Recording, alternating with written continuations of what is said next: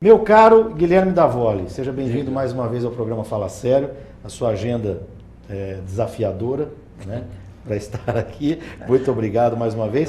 E para você, meu caro, a pergunta que eu preciso fazer é o seguinte: diante de dois quadros aqui, de métodos educacionais, eu fiz questão de nesse programa chamar a Ana Cleide e o Dalton, justamente porque o programa sempre deu voz, sempre deu participação para o ensino público oficial, ou do Estado ou do município. Então já estiveram várias vezes aqui a Secretaria Municipal de Educação e a Secretaria Estadual de Educação, através da professora Simone Loca, também já esteve aqui no programa. Então a gente fez questão, já que nós vamos falar de educação que transforma, vamos chamar alguém de fora do circuito oficial da educação. Né? E aí foi a ideia de chamar a Ana Cleide e o Dalton. Agora, a educação que transforma é uma educação que fuja dos princípios tradicionais, dos pilares tradicionais impostos pelo ensino oficial? Tá. Em primeiro lugar, eu acho que é difícil a gente definir o que é oficial e quais são os pilares da educação, porque isso vem mudando constantemente, né?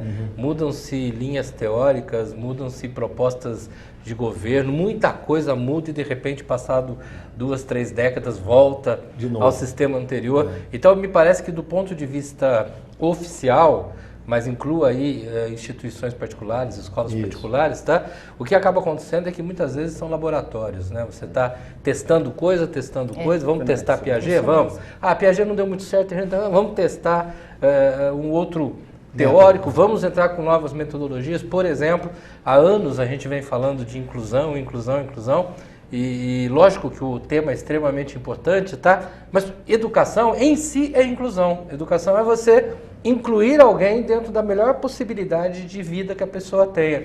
Educação é você viabilizar ferramentas para que essa pessoa, de posse de ferramentas, aí entra matemática, português, geografia, ética, prática de esporte, teatro, música, essas são as ferramentas, né? A hora que eu tenho um monte de ferramentas, usando essas ferramentas eu vou descobrindo as minhas competências, as minhas habilidades, e com as minhas habilidades que já estão lá, mas precisam ser despertadas, as ferramentas, a partir daí eu sou aquele cara, usando uma expressão popular, que vai consertando o mundo, né? Quer dizer, eu vou ajustando, resolvendo problemas, eu vou desenvolvendo autonomia. Então, a escola em si, ela te apresenta ferramentas, só que infelizmente, de alguns anos para cá, talvez 3 décadas para cá, o que a gente tem presenciado muito, especialmente no ensino particular, é a preocupação em preparar um aluno que vai passar no bendito vestibular e que um dia vai ser rico. Tanto que, em orientação vocacional, até pouco tempo atrás, os alunos vinham porque eles estavam em dúvida da carreira. Hoje eles não têm dúvida, eles perguntam qual dá dinheiro. Essa é a grande sacada. Eu quero fazer um curso que dê dinheiro, né? Quando na prática, nenhum curso dá dinheiro, nenhuma profissão dá dinheiro. O que faz você ter algum sucesso na tua vida é o quanto você realmente se identifica com o que faz com extrema qualidade, usando todas as competências, todas as ferramentas. Só que ninguém vai aprender a desenvolver competência dentro da universidade. Você começa isso lá no ensino infantil, passa pelo fundamental 1, 2, vai para o ensino médio. Então são processos em que você vai aprendendo a negociar ideias. A questão que ele colocou, que os alunos escolheram como tema, né, quem eu sou, descobrir a sua própria identidade, ela é a chave da história, né? Eu afirmo para você que 30% dos clientes que eu tenho dentro de um consultório, e que acredito que a maioria dos psicólogos e psiquiatras atendem, 30% não precisaria ir a nenhuma terapia se eles tivessem pessoas para trocar ideias, desenvolver relacionamentos, resolver pequenos problemas, a partir daí se conhecerem. Porque 30% vai tentando saber quem eu sou, o que eu estou fazendo no mundo, alguns com 12, alguns com 15, alguns com 60 anos. E por que não descobriram? Porque não tiveram uma educação que ajudou a que eles abrissem o mundo, abrissem portas e pudessem trabalhar todas essas competências no dia a dia. Tem uma frase do John Lennon, que perguntam para ele no período em que ele diminui o uso de drogas ou para o uso de drogas, e perguntam sobre drogas, né? E ele começa dizendo que as drogas, elas são legais no sentido de que ela te dá toda aquela alegria que você não consegue ter sozinho. Mas ele resume assim: a droga te dá asa e depois ela te rouba o céu. Em outras palavras, assim, o que eu preciso com a educação? Eu preciso de asas, a educação pode me dar asas, mas dentro de um mundo real, e dentro do mundo real você nunca perde o céu. Mas talvez vocês sejam menos engessados, por justamente não pertencer à estrutura do sistema público de ensino. Sim, pode. São menos engessados e, portanto, tem mais alternativas, autonomia, mais ferramentas. Desculpa eu interferir, eu acho que esse talvez seja o grande ponto. A educação, ela precisa trabalhar as necessidades do grupo que está na mão dela. Ela fala, não, a gente trabalha com um grupo de crianças claramente carentes. Você fala, não, mas as escolas, quanto mais periféricas for, estão trabalhando esse grupo. Não sei se estão, porque elas estão pressionadas a um conjunto de regras. Isso. E os próprios profissionais, eles acabam ficando condicionados àquele conjunto de regras, e que às vezes o discurso é aquele, a gente não pode fazer mais que isso, a gente faz o melhor, nosso limite é esse, tá? Quando na prática, o limite não está aí.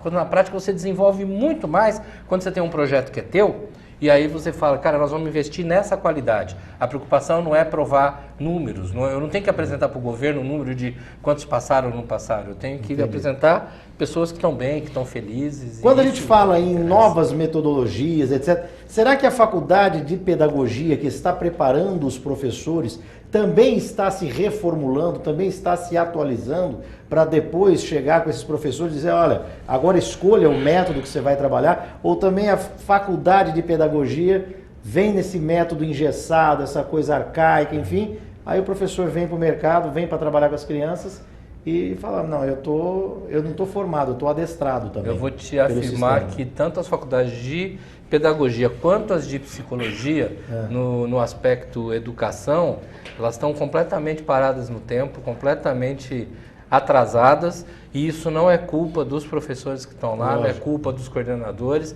é porque existe um engessamento que é dado pelo próprio Ministério de Educação e Cultura, que fala que se você quer que a sua faculdade tire uma nota 4, uma nota 5, para ela poder ser aprovada, ela tem que preencher determinados requisitos.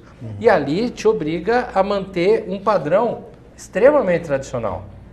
Se você for preparar os alunos em outros conhecimentos, você precisaria ter um curso mais extenso, ou mais extenso em anos, o que significa custo, ou mais extenso em horários, e isso acaba sendo muito difícil. Então, as faculdades não preparam. O que a gente percebe é que a grande maioria dos professores que se envolvem, que vão além dessa obviedade da faculdade, são professores que vão procurar informação fora da faculdade.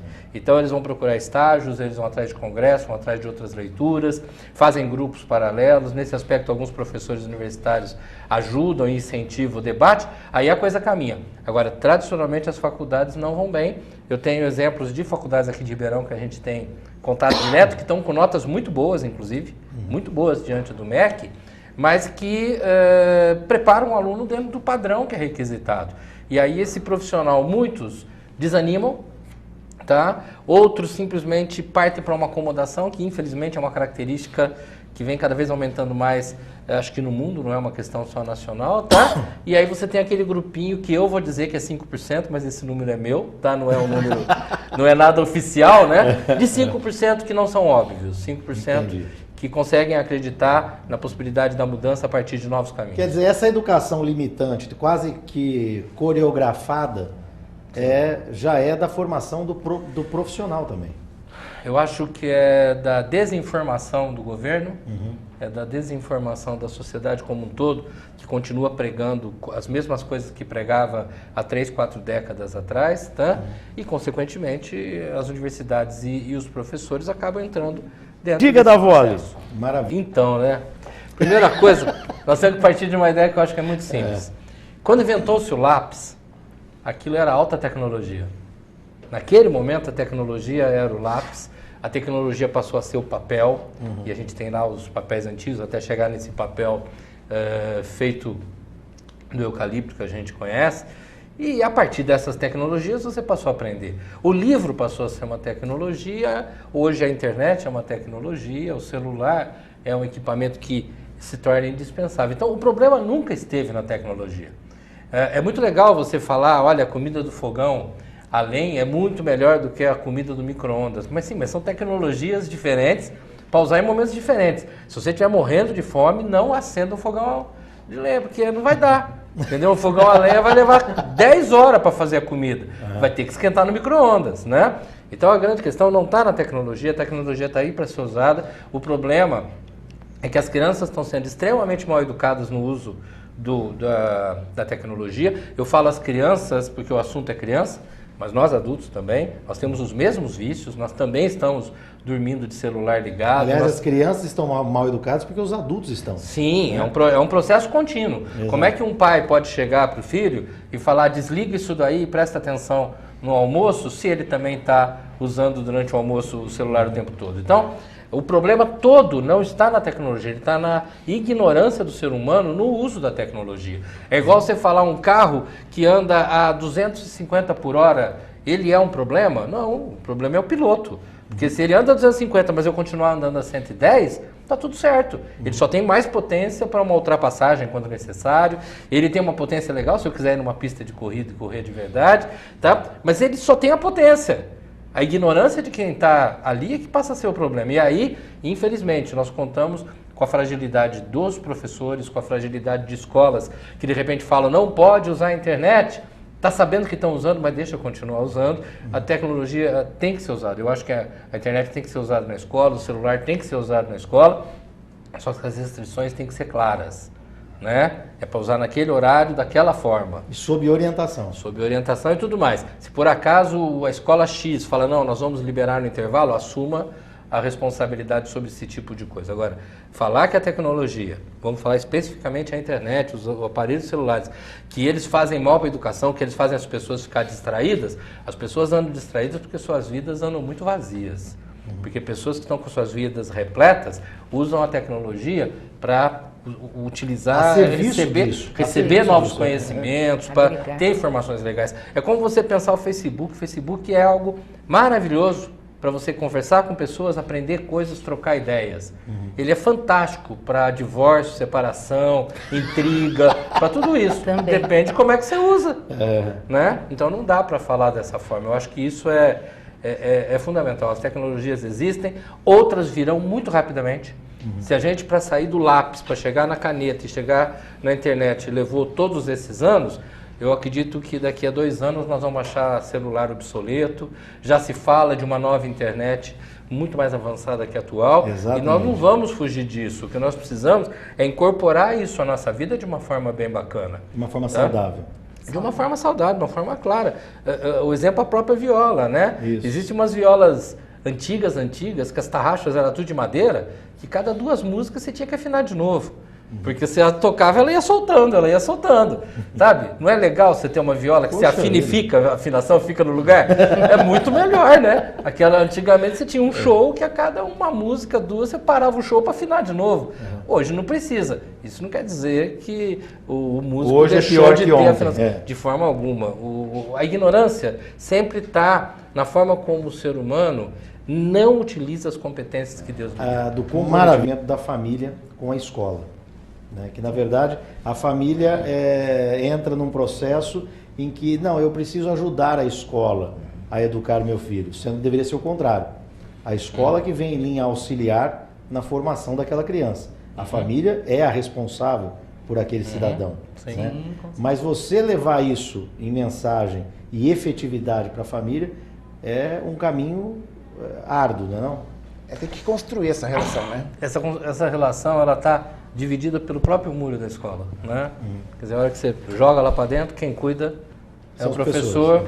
A hora que você joga lá para fora, não, o professor não tem mais nada a ver com isso. Quando na realidade o processo é contínuo.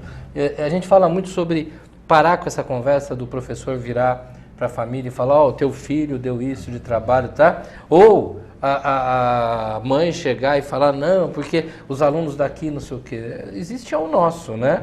O nosso Paulinho, a nossa Maria, o nosso João.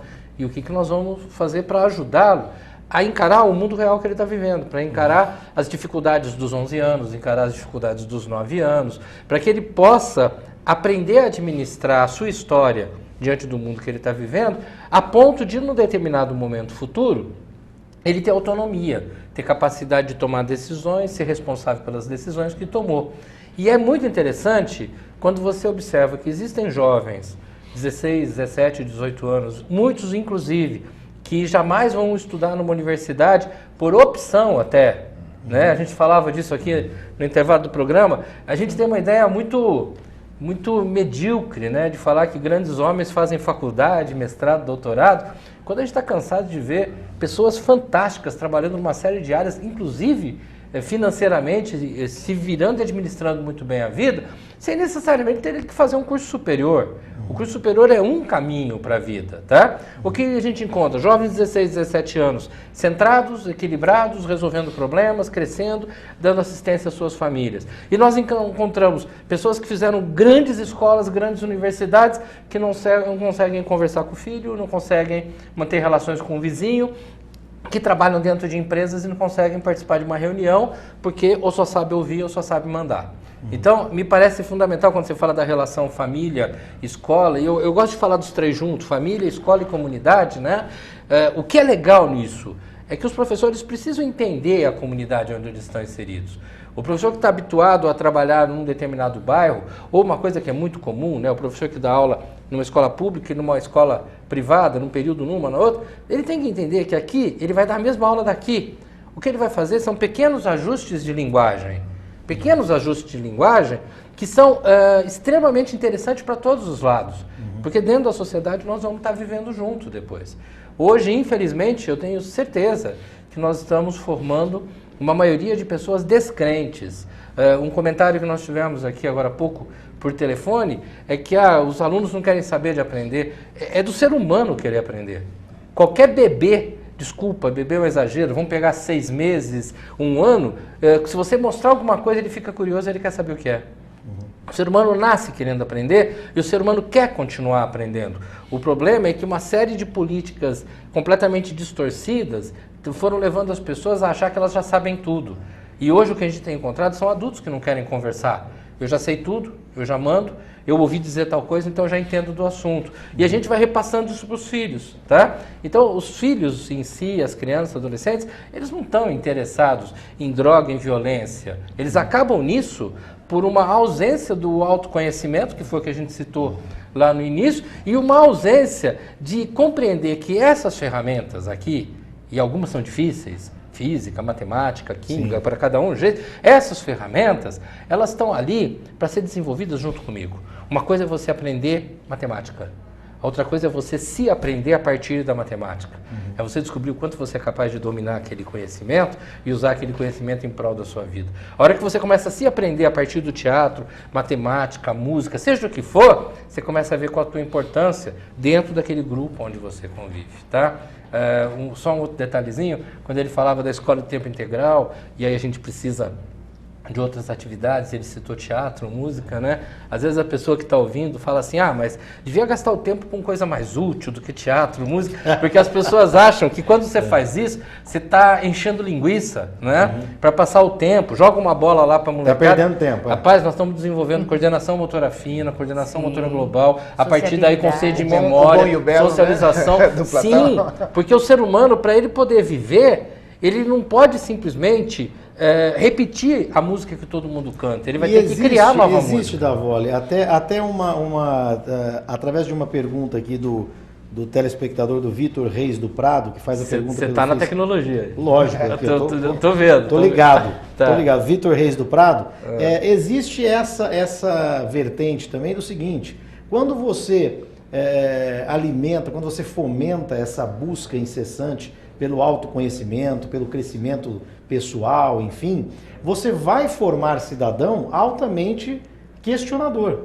Sim. Né? Porque a partir do momento em que eu vou achando o meu lugar no mundo, eu vou me tornando um cara questionador, um cidadão questionador. E esse questionamento pode também se voltar até mesmo ao método de ensino, à forma que se ensina. Quer dizer, e muitas escolas, agora sem querer dizer públicas ou particulares, enfim, mas muitos educadores também têm aversão a esse questionamento. Sim. Né? E aí faz da educação um método de adestramento.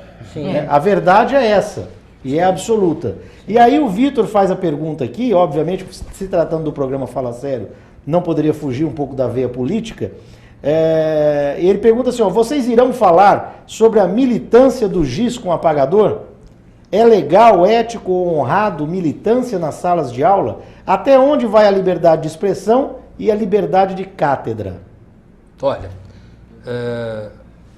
só para mim tentar resumir uma ideia, porque eu acho que seria legal todos darem uma opinião. Qualquer pessoa que está na frente, como você está na frente do programa, dirige, e você pode dirigir por bem ou por mal uma situação. E os outros podem ser seduzidos pela tua fala. No momento que você está fazendo um programa, por mais que você abra o debate, se você forçar um pouquinho a barra, você leva isso para o seu lado, tá bom? O diretor da empresa, ele faz isso, às vezes com o funcionário. O professor, ele pode fazer isso. Agora, vai de uma questão de consciência e de trabalho contínuo.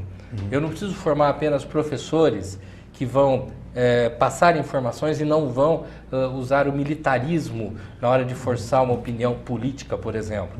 Eu preciso preparar professores, eu preciso preparar médicos, eu preciso preparar vendedores, eu preciso preparar pais para que eles não forcem essa situação, para que eles mostrem sempre que os problemas têm dois lados, às vezes tem 4 lados, 3 lados, e aí eles vão poder debater. Essa formação, ela vai muito além da lousa e do giz, tá? Agora, eu sinto que no passado isso foi maior. No passado, havia essa militância sim, e acho que hoje o que a gente vê são professores mais preocupados em atingir metas quantitativas, infelizmente, não tão qualitativas, do que essa militância. A militância ocorre em alguns momentos. Agora, eu acho que é um problema social. A escola, ela é um laboratório do que acontece fora dela. Né? Quando a gente fala, a escola está desorganizada, opa, então aquela comunidade anda desorganizada. A hora que você tem essa transição de informações que vêm de fora, acrescenta na escola, sai da escola, acrescenta lá fora, e você não pode falar que o problema está só aqui dentro, não. As militâncias existem, aí eu acho que menos, porque os hipócritas. Mas os pais precisam começar a parar de proteger os filhos, querendo dar respostas prontas para os filhos, né? Então, quando simplesmente um filho chega e fala, pai, o que é tal coisa? No lugar de eu já dar a resposta pronta, o simples fato de eu falar, me diz o que você acha que é a primeira, e daí a gente vai conversando a respeito. Né? Quando eu alimento a pergunta e a gente começa a debater, esse processo vai se instalando. Ele começa a desenvolver o hábito de pensar. É muito mais educativo do que facilitar a resposta. Sim, porque o hábito de pensar é algo que você vai aprender. Inicialmente eu tenho impulso, eu quero e vou atrás. Daqui a pouco eu falo, opa, eu quero, mas não posso. Começo a respeitar limite. Tá? A hora que eu começo a pensar de verdade, é a hora que as pessoas devolvem as perguntas. E aí tem educação como escola, mas aí tem educação como família, educação como atividade profissional, educação como a vida inteira.